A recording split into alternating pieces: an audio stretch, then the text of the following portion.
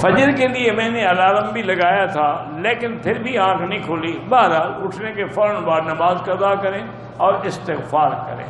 یہ لازماً کسی گناہ کی وجہ سے اللہ ہمیں محروم کرتے ہیں۔ جب آدمی سے کوئی گناہ ہوتا ہے تو پھر نماز سے محروم ہو جاتا ہے، نیکی سے محروم ہو جاتا ہے۔ تو آدمی کو غور کرنا چاہیے کہ آج مجھ سے کیا خطا ہوئی، کیا گناہ ہوا کہ میری نیند ہی نہیں کھلی۔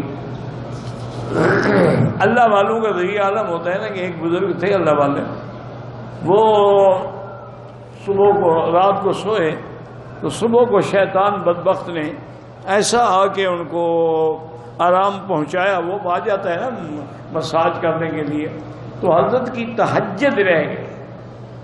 نماز پہ تو آ گئے لیکن تہجد نہیں پڑھ سکے۔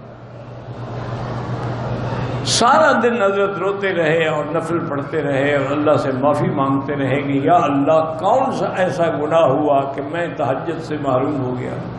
تہجد تو اللہ کے ساتھ مناجات کا وقت ہے، رحمت کی گھڑی ہے، مانگنے کا وقت ہے۔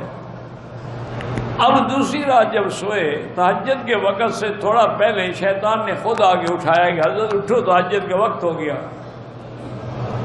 تو آپ نے جب دیکھا انہوں نے کہا ابلیس ہو؟ اس نے کہا ہاں میں ابلیس ہوں۔ نے کہا تم کیسے آ گئے؟ انہوں نے کہا سارا دن نفلیں پڑھ کے جو یہ مار ڈالا ہے تم نے۔ میں نے کہا اس سے بہتر ہے کہ وہی تہجد ہی پڑھتا ہے، تم نے تو بدلہ لے لیا نا، سارا دن پڑھتے رہے۔